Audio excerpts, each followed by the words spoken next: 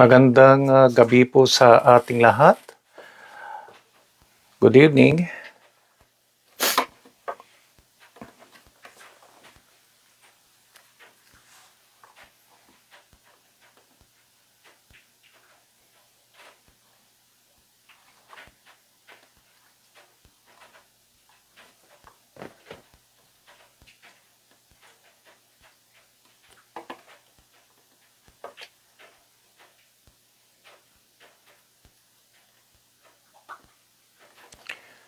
Magandang gabi po sa ating lahat. Good evening.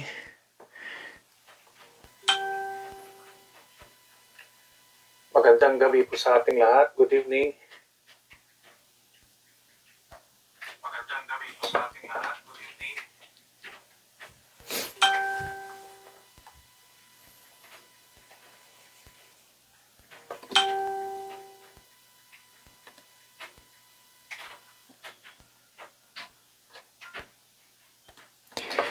Ngayon po ay April 9, 20 and 26.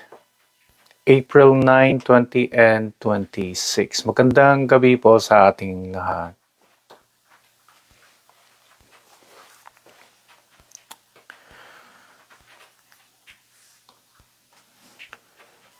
Alright, magandang gabi, Brother Benedict. Magandang gabi.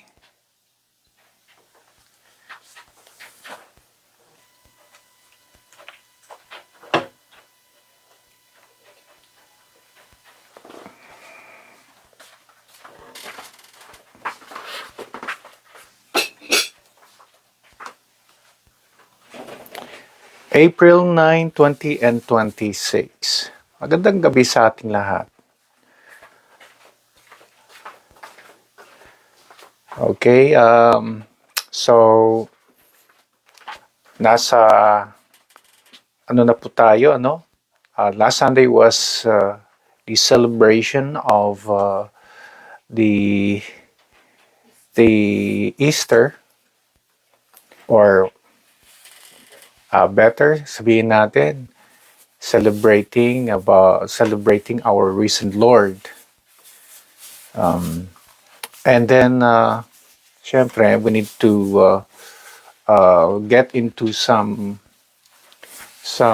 situations noong nanatili pa rin ng Panginoon within 40 days. And after that, yung resurrection ng ating Panginoon. And so, sa period na ito, dito na kinonfirm ang Panginoon that He was alive. That Jesus was alive. To His disciples and to some other disciples na yan ngayon ang ating focus dito sa ating scripture background, John chapter 20, magmula sa verse 24 hanggang sa verse 29. Magandang gabi sa ating lahat. Ayan, hello, Sister Roslyn, Brother Rocky, Sister Ermeline, magandang gabi po.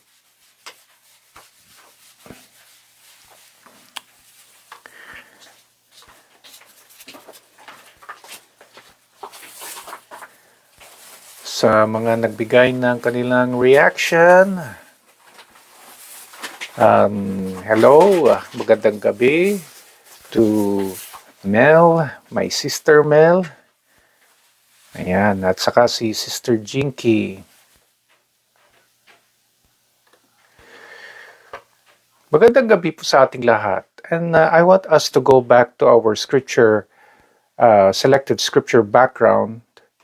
At ito po yung time na kung saan ay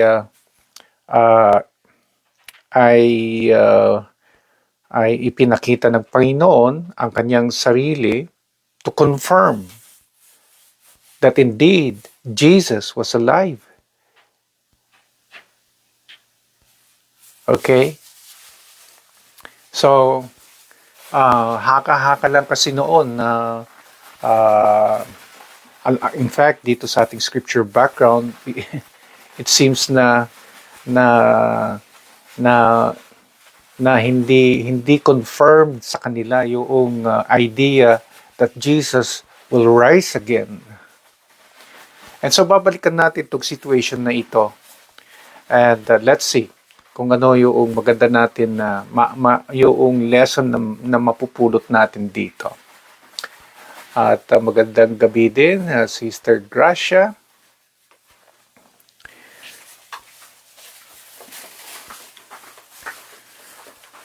John chapter 20, magmula sa verse 24 to 29. Let me start reading. Sabi po,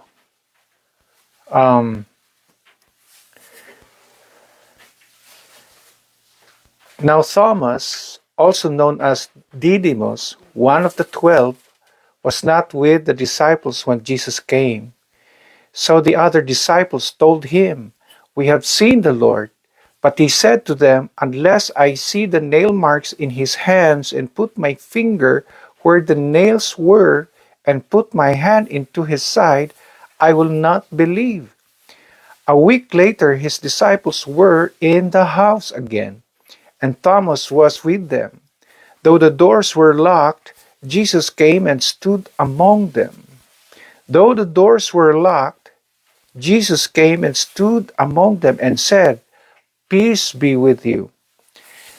Then he said to Thomas, ito na yun, sabi, "Put your finger here, see my hands. Reach out your hand and put it into my side.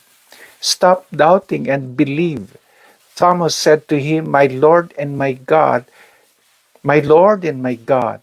Then Jesus told him, "Because you have seen me, you have believed. Blessed are those who have not yet seen and yet have believed." Ito po yung ating scripture background. So after Jesus, after 3 days, Jesus rose again, and then nagpakita nga po sa mga disciples niya, and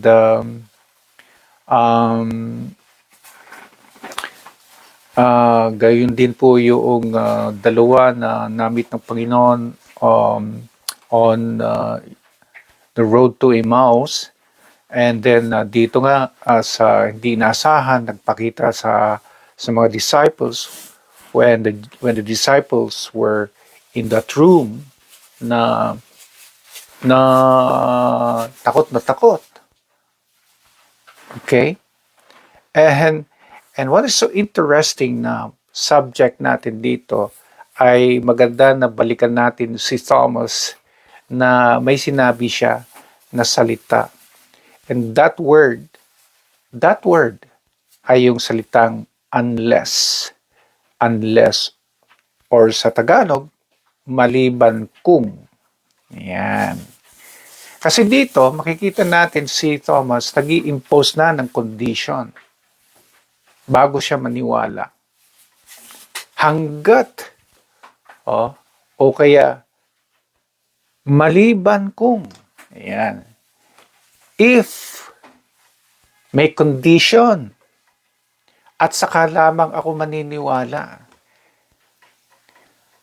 So a lot of his disciples, almost all of them,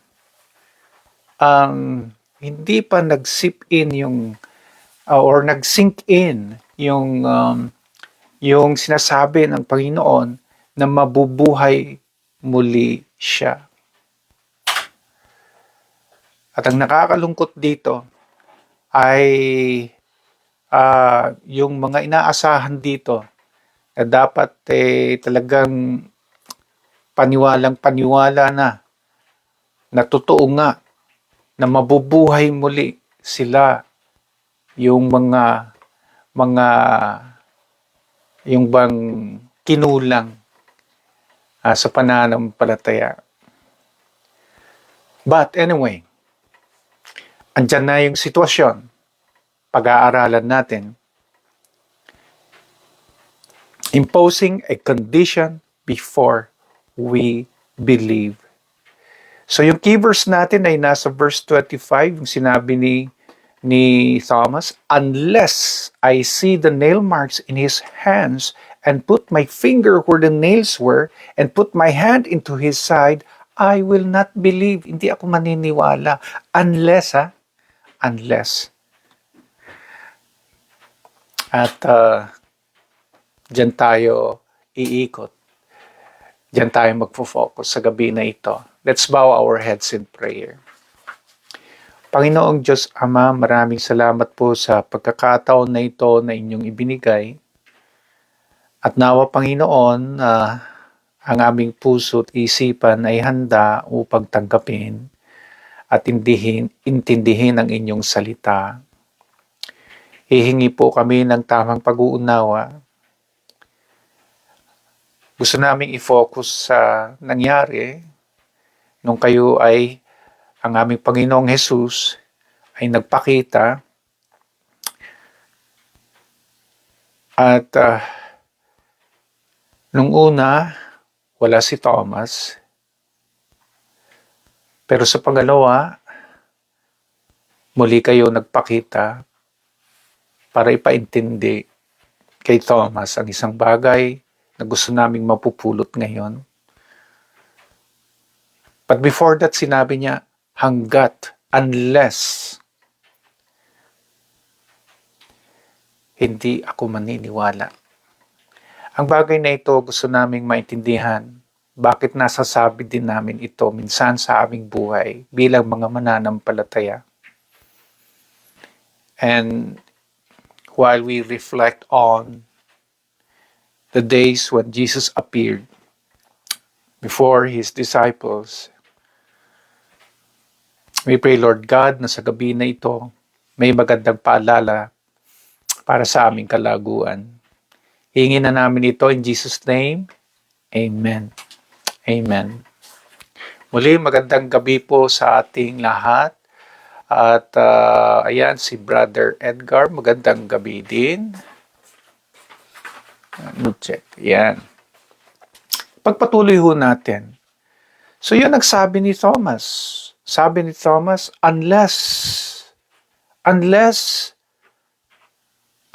na I see the nail marks in his hands and put my finger where the nails were and put my hand into his side, I will not believe.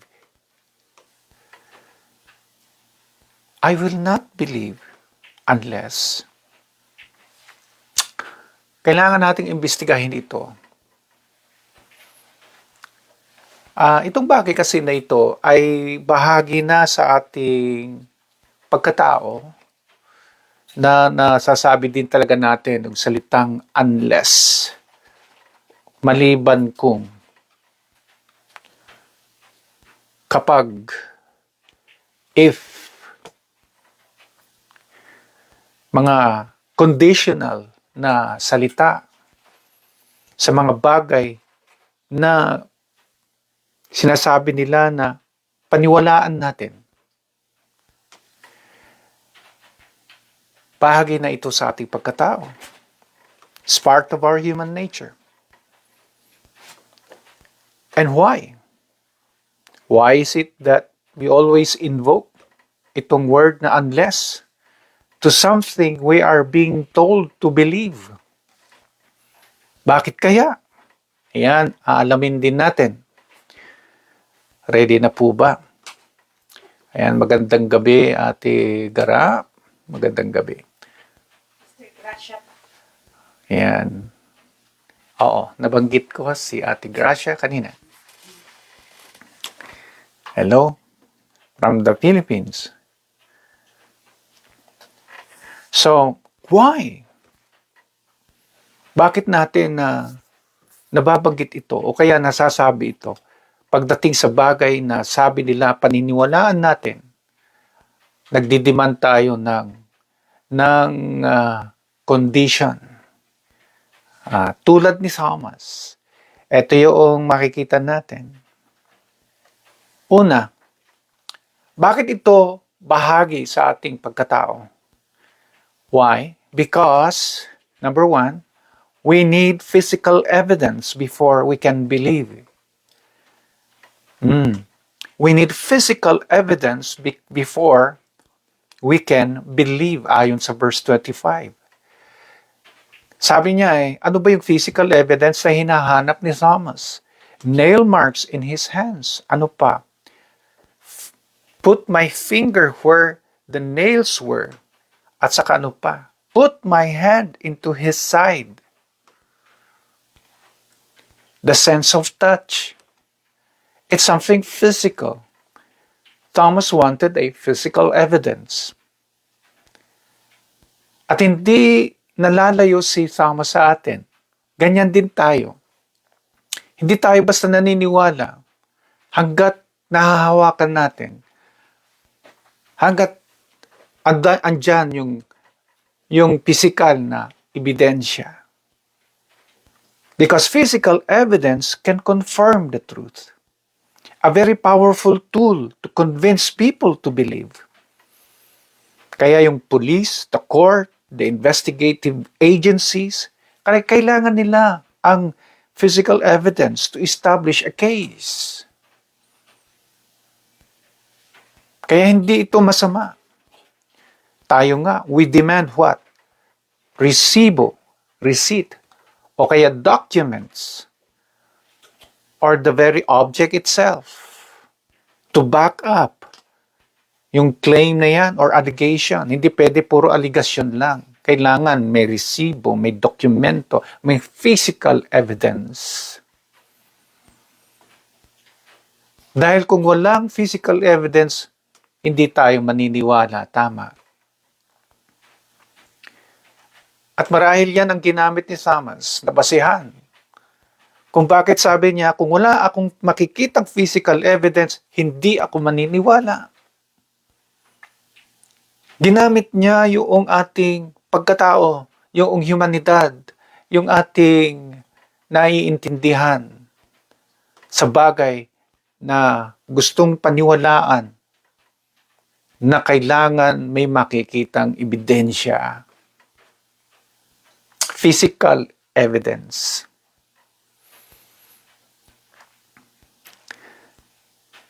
Yan ang dahilan marahil kung ano ang nagtulak kay Thomas na ayaw maniwala hanggat may physical evidence.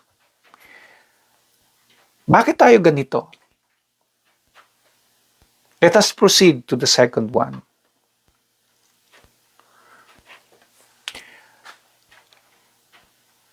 Yung kanina, nagre-require tayo ng physical evidence. Yung pangalawa, meron tayong kasing pananaw na hindi tayo basta naniniwala sa mga sinasabi ng tao kapag hindi talaga natin nakikita dahil to see is to believe. Yan ang pangalawa. Because to see is to believe. We have this nature in us. To use the word unless, ginagamit natin yan, yung condition na yan. Not only to demand physical evidence, but also, for us, we believe that to see is to believe. To see is to believe. Unless I see, in verse 25, unless I see. Yung una kasi, sense of touch. Yung pangalawa, sense of sight. Unless I see. Our sense of sight confirms if it is true or not. Totoo yan. Importante, personally, nakikita natin. That is why the testimony of credible witnesses, yung mga nakakita, can build a strong case in establishing the truth to convince people to believe.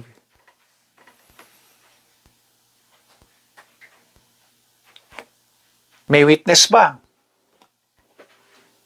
May nakakita ba?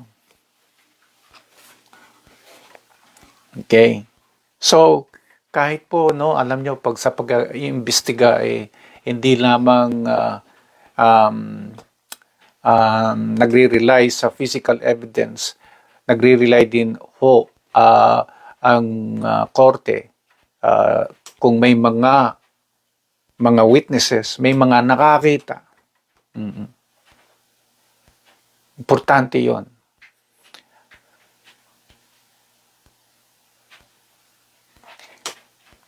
Kahit nga ho, ang Panginoong Jesus, in-encourage niya ito sa Matthew chapter 18 verse 16. At babasahin ko po sa Matthew chapter 18 verse 16. But if they will not listen, take one or two others along, so that every matter may be established by the testimony of two or three witnesses. Every matter may be established by the testimony of two or three witnesses. In order to believe yung aligasyon na yan, kailangan ma-establish ho yan ng 2 o 3 na witnesses ng mga nakakita.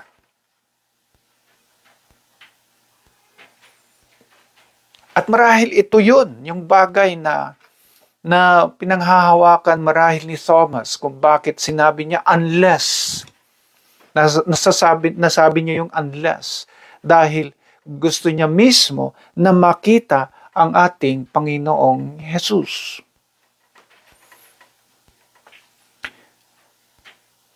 At sa bagay na yan, ang masasabi natin, tama din po siya. Tama po na tayo ay hindi basta puro aligasyon, dapat mismong nakita.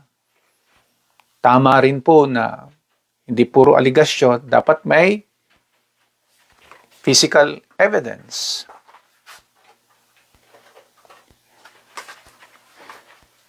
Ang pangatlo kung bakit nagamit niyang unless, ang kondisyon na yan to satisfy na paniwala ng isang bagay na sinasabi nila na totoo. Number 3, ayon po sa verse 24, now Thomas, also known as Didymus, one of the 12, was not with the disciples when Jesus came.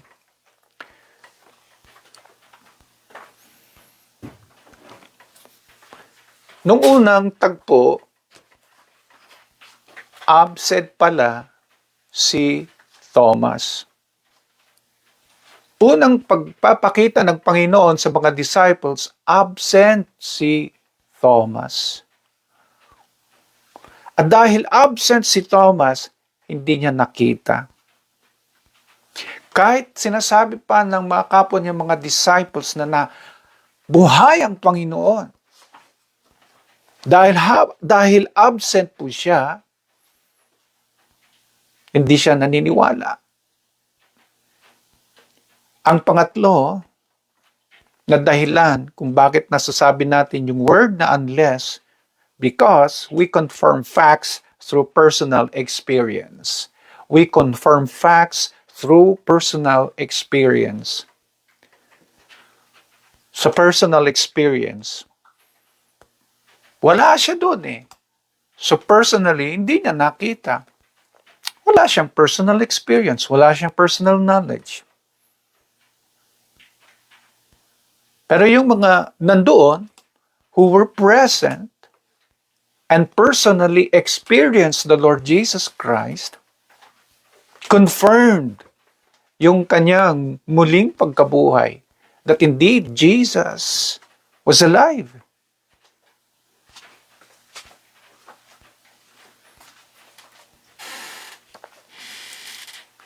Personal experience can confirm if it is real or not, true or false. But for Thomas, for being absent,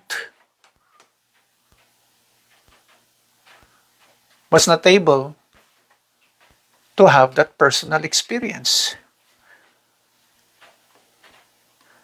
And because he was absent, he could not confirm what they were saying, that Jesus was alive. And that gives us that lesson also na, yan, hindi maganda yung absent ng absent. Kasi the more na absent tayo ng absent, sa presence ng Panginoon, marami tayong mamimiss. na encounters sa Panginoon, personal encounters natin sa Panginoon. Ayan ang problema kay Thomas. And so our personal experience confirms what we believe is true. Kaya ginagamit natin ito na paraan bago tayo maniwala. Ito po yung tatlo na makikita natin kay Thomas kung bakit niya sinabi yung salitang unless. Ito rin po yung nakikita natin na dahilan, tatlong dahilan kung bakit ginagamit din natin itong word na unless. Sa bagay na sabi nila, paniniwalaan natin. At bago tayo maniniwala, nagdidiman tayo, una, physical evidence. Pangalawa, na tayo mismo ang naka-witness. Pangatlo, na tayo mismo ang personally na naka-experience.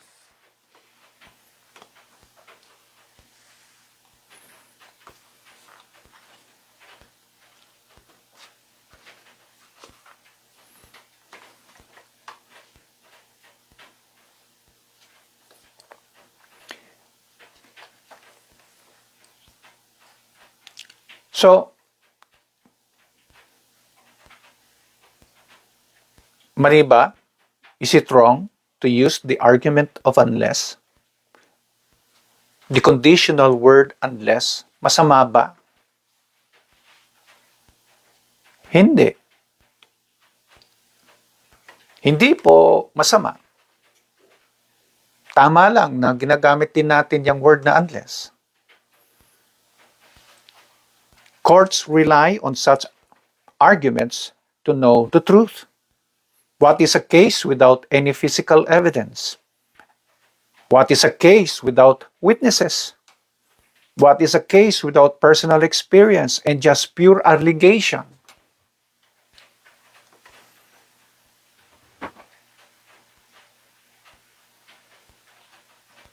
Hindi masama. Pero ito yung nagamit ni Thomas. So, kung sinabi natin hindi masama, are we saying then that Thomas was correct? Are we saying then that Thomas was correct? That he was right? Yan.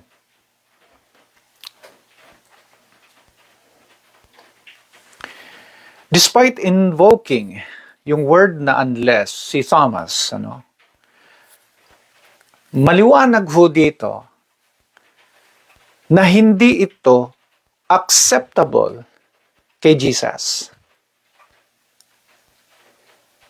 It was not acceptable to Jesus. Look at verse 29. Then Jesus told him, "Because you have seen me, you have believed. Blessed are those who have not yet seen and yet have believed." Blessed are those who have not seen and yet have believed. May patama dito si Jesus kay Thomas. We can see now, somehow, we can understand that he was objecting in using the word unless. When Jesus commented, ang sabi niya, blessed are those who have not seen and yet believed. It's a clear objection from Jesus. When he compared Thomas to those who have not yet seen and yet have believed, dinaig pa siya, tinalo pa siya ng mga hindi nakakita sa Panginoon pero naniwala pa rin sa Kanya.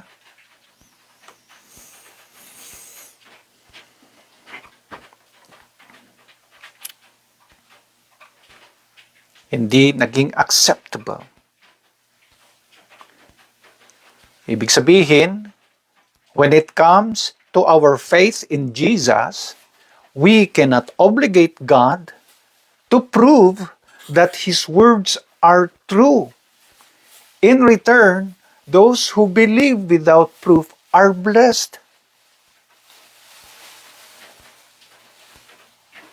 Patungkol sa ating Panginoong Hesus, patungkol sa ating Diyos, ang salitang unless ay hindi tama. Hindi pwedeng obligahin ang ating Panginoon, ang ating Diyos, na isatisfy yung ating demand o mga demands like physical evidence para makita natin before we can believe.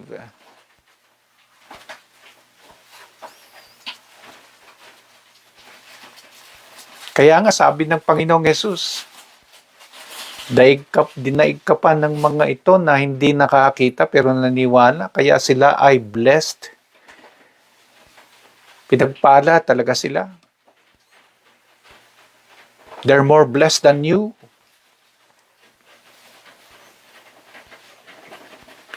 Therefore, to use the word unless in order to believe is not right toward God.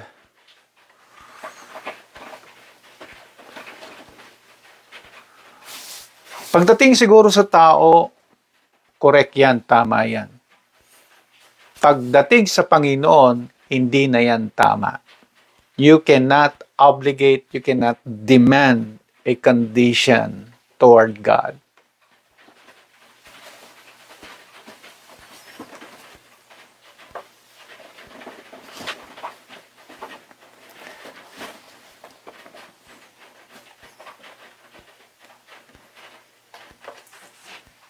But we have to dig deeper. Bakit kaya na yung condition ni Thomas na unless ay hindi acceptable by Jesus? Ano ba meron dyan? What is the whole point of Jesus?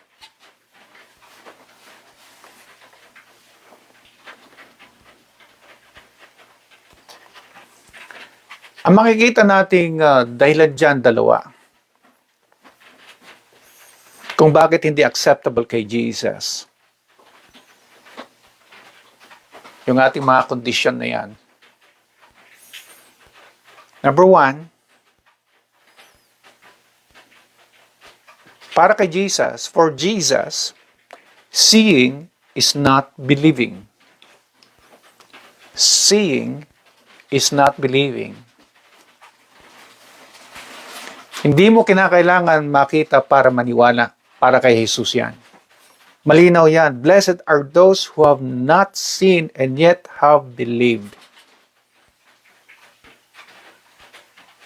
Hindi mo kinakailangan makita para maniwala. Yan ang para kay Jesus. Kaya hindi katanggap-tanggap yung dahilan ni Thomas noong sinabi niya unless. Kahit sabihin natin ito ay tama sa mata ng tao, pero sa mata ng Diyos, hindi tama.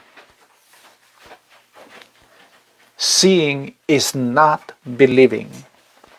Faith does not require us to see in order to believe. God's Word is more than enough. Or the Word of God is more than enough. Ang tanong natin is the Bible not enough that we seek evidence from God? Hindi ba sapat yung Biblia? Ang mga salita, ang mga nasulat, na tayo ay gusto pa natin ng ebidensya, na meron tayong makikitang ebidensya mula sa Diyos, sa ating Panginoon? Do we still need to see heaven open before our eyes to believe that it truly exists as it is written? Oh.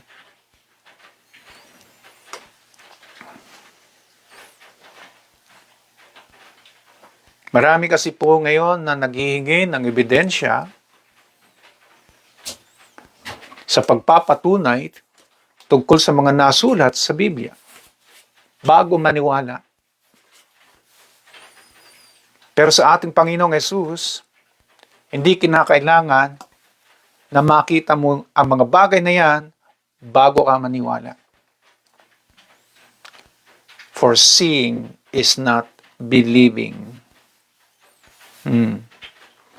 Kaya tayo po, ang Biblia natin, naniniwala po tayo. Kahit hindi pa natin karamihan ay hindi pa nakikita ang mga bagay ng mga sinabi ng Panginoon. Kayo po ba'y naniniwala sa salita ng Diyos? Sa mga nasulat, kahit hindi pa ninyo nakikita ang mga bagay na yon. Lalong-lalo na ang kanyang mga pangako.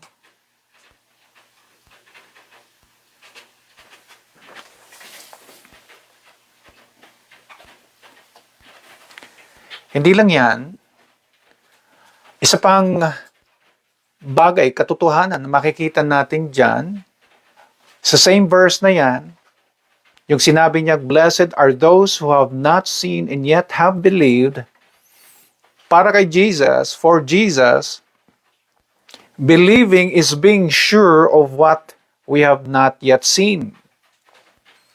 Na tayo ay siguradong sigurado sa bagay na hindi pa natin nakikita.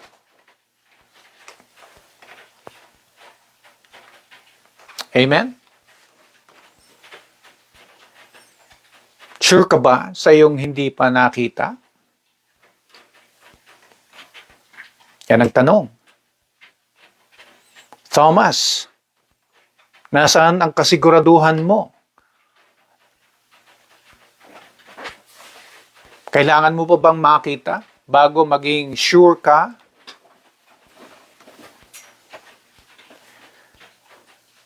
Pero sa ating Panginoon, we don't need to see in order to be certain. Binaligtad lang ng Panginoon yon.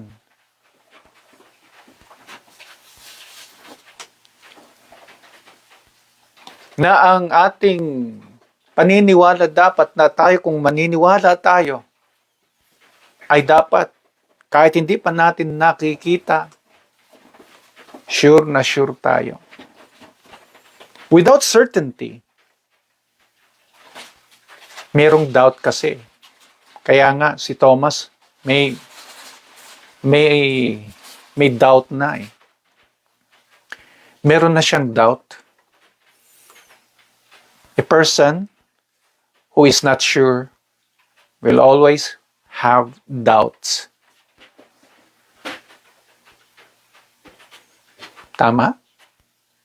But for a person na sure siya, very certain,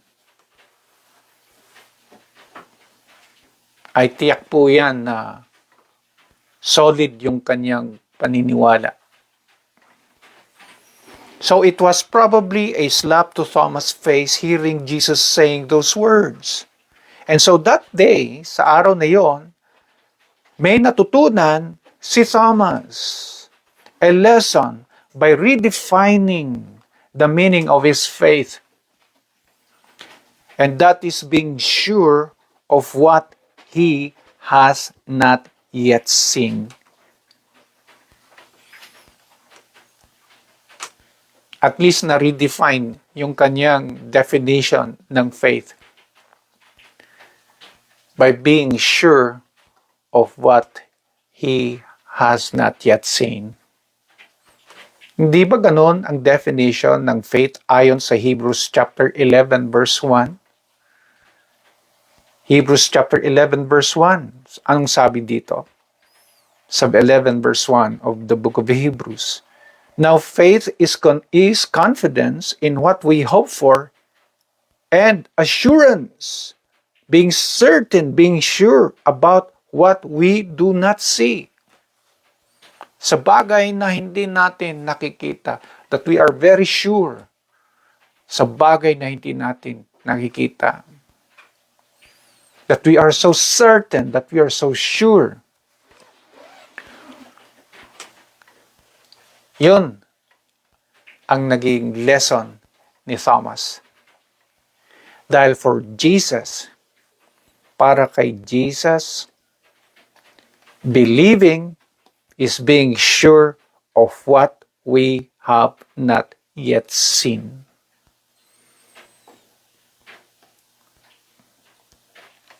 Mga kapatid, tayo po ba ay sure na sure sa mga promises ng Panginoon kahit hindi pa natin ito nakikita sa ating buhay? O gusto ba nating katulad ni Thomas na gamitin yung word na unless na bago muna ako maniwala ay makikita ko muna ang bagay na yan?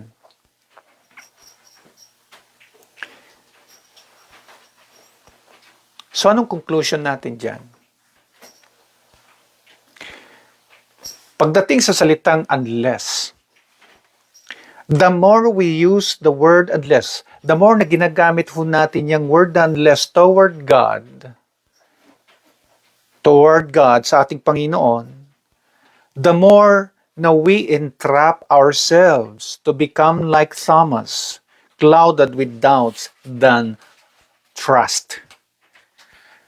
The more na ginagamit natin yung salitang unless at nag-i-impose tayo ng condition sa Panginoon, the more na magiging katulad natin si Thomas. Punong-puno ng doubts at hindi tiwala. Kaya ingat-ingat tayo sa paggamit ng salitang unless toward God.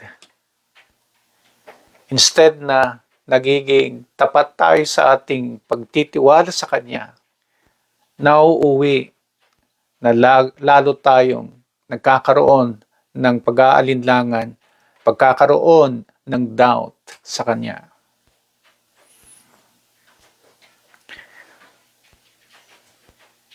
Pero despite of it, alam niyo, Panginoon, despite of it, nag-appear pa rin ang Panginoon, di po ba?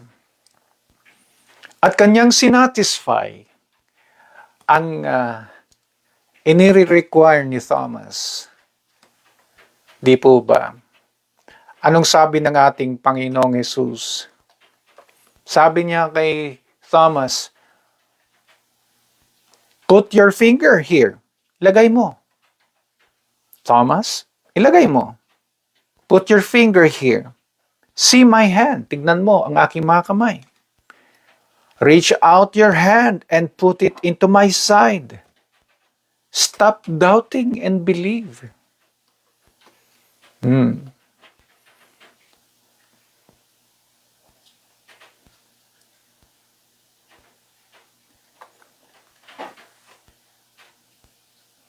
Anong kahulugan yan?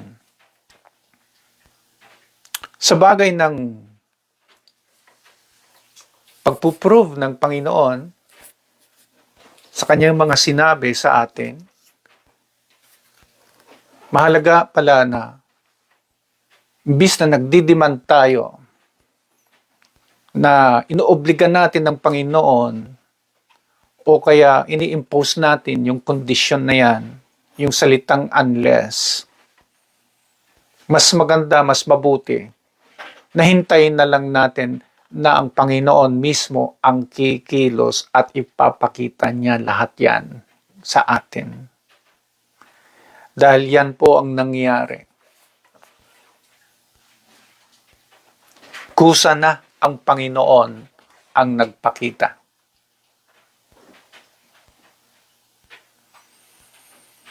So we have to wait for God to prove His words.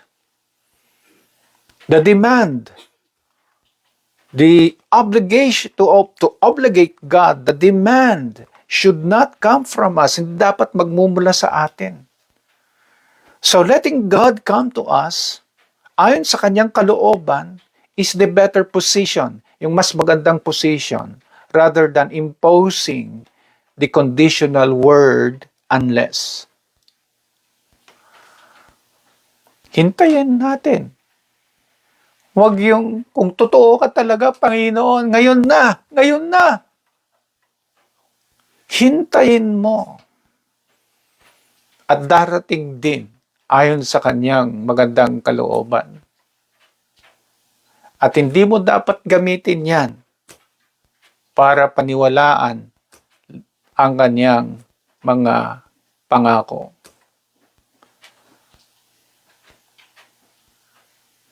Just wait. And even kapag wala pa yan, dapat patuloy tayong nagtitiwala sa Panginoon. Patuloy tayong naniniwala sa Kanya. Yan ang magandang lesson na ipinakita sa atin dito.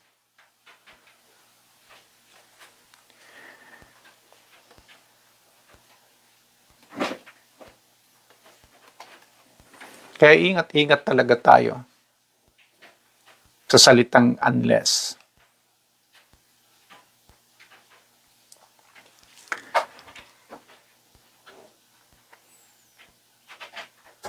Ano po ang challenge nito sa atin, mga kapatid?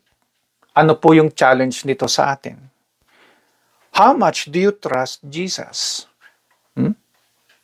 Gaano po ba yung tiwala mo sa ating Panginoong Jesus? Do you require physical evidence or witnessing His miracles or personally experiencing His promises before you will believe in Him? Ganun po ba?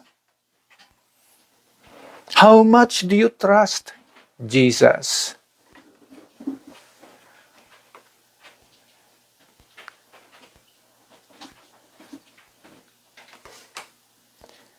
Mga kapatid, nawa patuloy tayo na nagtitiwala sa ating Panginoon. Huwag tayong masanay na nagbibigay nanghihingi ng o kaya nilalagay ang Panginoon sa ating kondisyon unless bago tayo maniwala.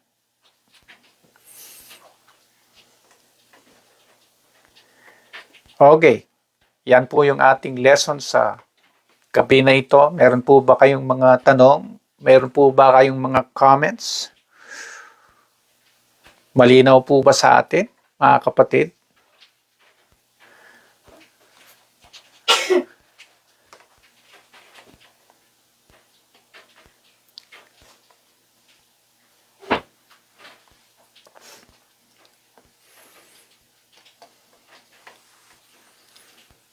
Nakailang beses kaya tayo na sinabi natin na unless na gawin nyo ito, Panginoon, hindi ako maniniwala. At perhaps hindi tayo siguro naging aware na hindi pala ito tama.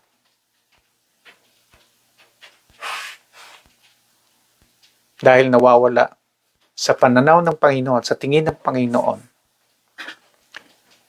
nawawala yung ating tiwala.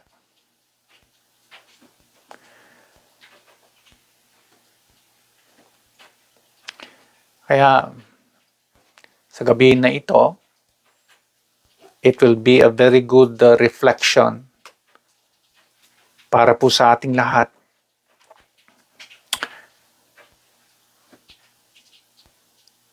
Reflecting on what Thomas said,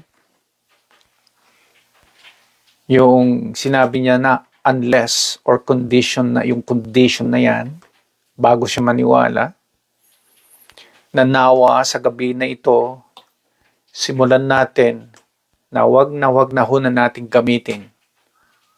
Wag na ho na nating magbigay ng kondisyon bago tayo maniwala pagdating sa mga pangako ng ating Panginoon, sa mga nasabi o nasulat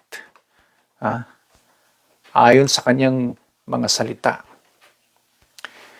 All we have to do is just wait.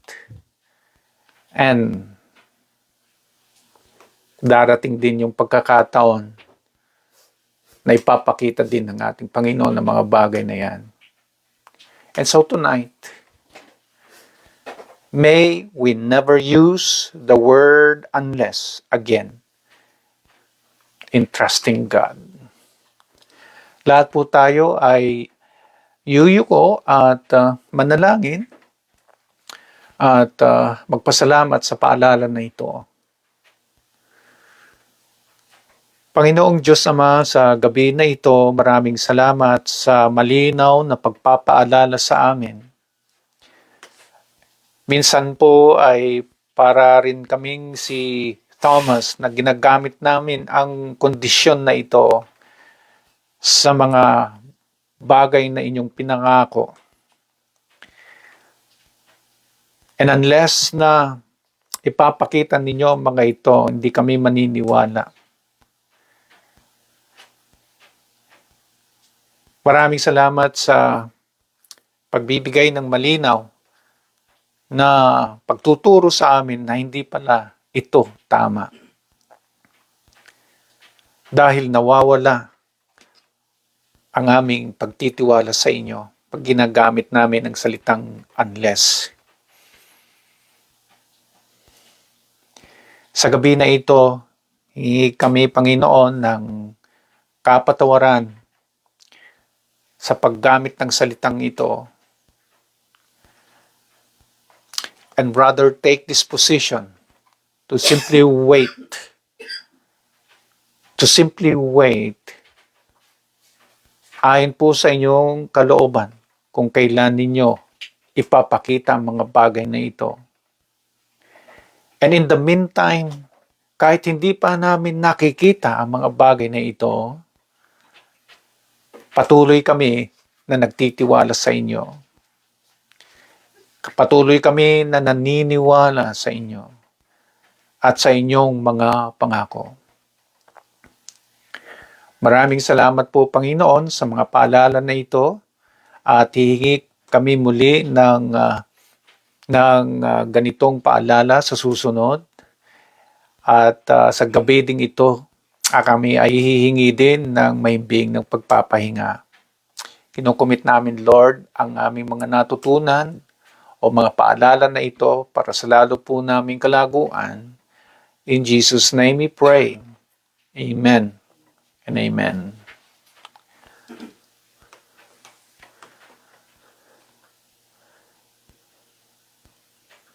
Okay, nawa ay tunay po na naging malinaw po sa ating lahat at magandang gabi po mga kapatid. Salamat po sa inyong muling pagdalo sa ating Bible study at sa susunod muli kita-kita ho tayo. So magandang gabi sa inyo po. Let me see. Ayan, si Ate Ermalyn, maraming salamat.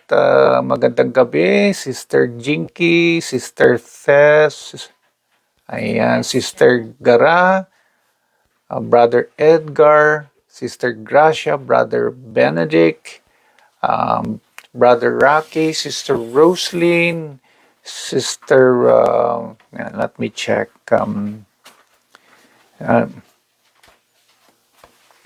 yung mga iba po nating mga kasama po dyan at hindi ko man makita ang inyong comments or reaction. Maraming salamat po. Ayan. Let me see who else.